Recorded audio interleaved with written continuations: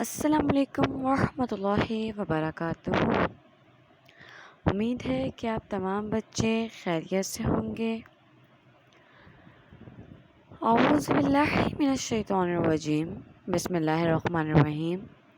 جیسے کہ پیارے بچوں، ہم لوگوں نے اپنا نیا سبق شروع کیا تھا راحمہ کی دعا۔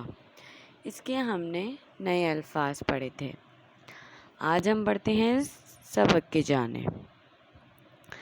سبق کو شروع کرنے سے پہلے ہم اس کے قبل از مطالعہ کی سرگرمی نمبر 1 کریں گے۔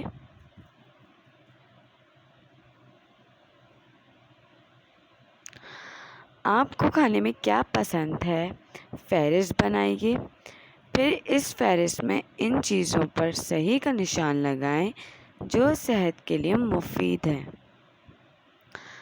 آپ لوگوں کو جو کھانے پسند ہیں اس کی آپ کو ایک فہرست بنانی ہے، اور جو آپ کی صحت کے لیے فائدہ مند ہے اس کے آگے آپ کو صحیح کا نشان لگانا ہے۔ بڑھتے ہیں اپنے سبق کی جانب۔ راحمہ کی دعا۔ راحمہ 8 سال کی ایک بھولی بھالی بچی تھی، بھولی بھالی معصوم۔ وہ اپنی پیاری پیاری باتوں سے سب کا دل موہ لیتی، یعنی کہ جیت لیتی۔ سبھی گھر والے اس سے بہت پیار کرتے تھے۔ اسے چاکلیٹ کھانے میں بہت مزہ آتا تھا۔ وہ کبھی کبھی سوچتی کہ اگر دنیا میں کھانے کی ہر چیز چاکلیٹ سے بنی ہو تو کتنا مزہ آئے۔ امی اور ابا اسے سمجھاتے کہ زیادہ چاکلیٹ کھانا اس کی صحت کے لیے مضر ہے، یعنی کہ نقصان دہ۔ چاکلیٹ اس کے دانتوں کو خراب کر دے گی، مگر وہ نہ مانتی۔ امی سے سمجھاتی کہ بیٹا، اللہ نے ہر کھانے کی چیز میں ہمارا کوئی نہ کوئی فائدہ رکھا ہے، اس لیے ہر چیز اعتدال میں کھانی چاہیے، یعنی کہ نہ کمی نہ زیادتی۔ وہ منہ سے تو کچھ نہ کہتی مگر دل میں سوچتی، امی بلا وجہ ہی یہ سب کہتی ہیں۔ بلا وجہ یعنی خواہ مخواہ، بغیر کسی وجہ کے۔ چاکلیٹ میں بھی بڑے فائدے ہیں، اتنے تو مزے کی ہوتی ہے۔ اب دیکھتے ہیں اس کے سوال ہم۔ راحمہ کتنے سال کی بچی تھی؟ جی بچوں، بالکل درست، راحمہ 8 سال کی ایک بھولی بھالی بچی تھی۔ راحمہ کو کیا کھانے میں مزہ آتا تھا؟ جی، راحمہ کو چاکلیٹ کھانے میں بہت مزہ آتا تھا۔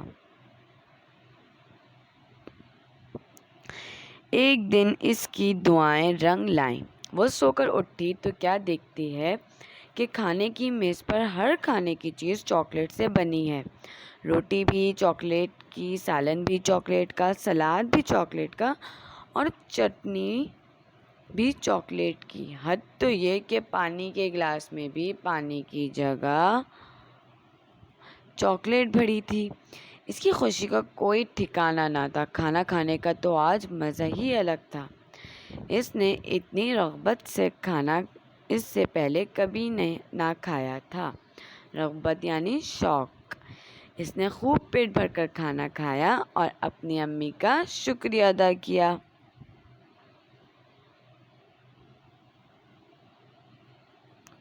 سوال ہے، کیا کیا چیزیں چاکلیٹ کی بنی ہوئی تھی؟ جی بچوں، روٹی چاکلیٹ کی بنی ہوئی تھی، سالن چاکلیٹ کا بنا ہوا تھا، سلاد چاکلیٹ کی بنی ہوئی تھی، چٹنی بھی چاکلیٹ کی تھی، اور یہاں تک کہ پانی کے گلاس میں بھی چاکلیٹ بھری ہوئی تھی۔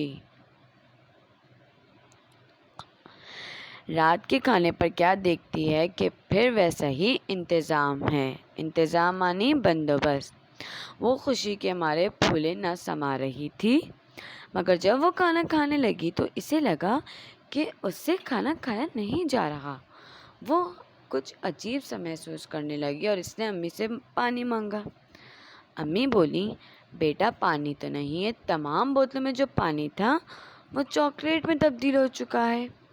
راحمہ خاموش ہو گئی۔ کھانا اس کے حلق سے اتر نہیں رہا تھا۔ اس نے چند لقمے حلق سے اتارے اور میز پر سے اٹھ گئی۔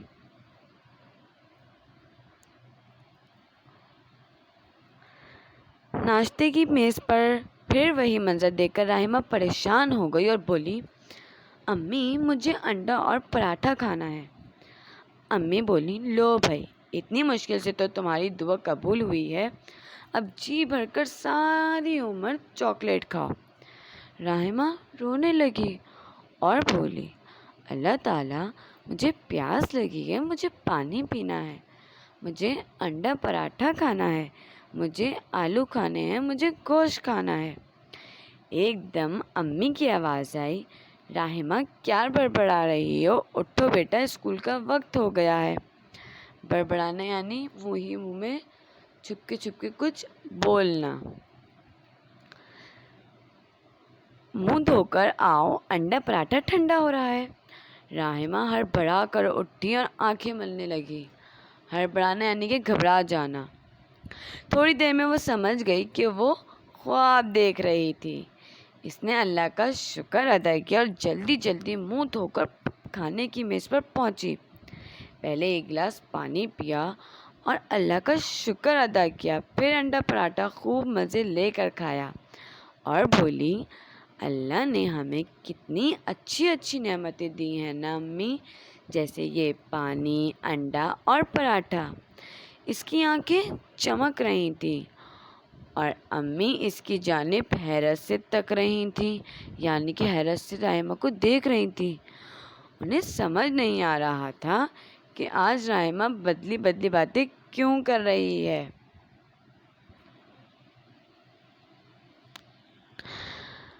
جی بچوں، سوال ہے کہ راہمہ روتے ہوئے کیا کہنے لگی؟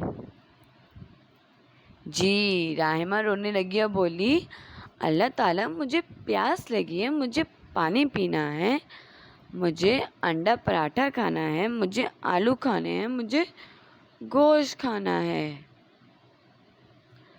تو جی بچوں، یہ تھا ہمارا سبق راہمہ کی دعا۔ امید ہے آپ لوگوں کو اس سبق پڑھ کے بہت مزہ آیا ہوگا۔ ابھی کے اتنا ہی، جزاک اللہ خیر، خدا حافظ۔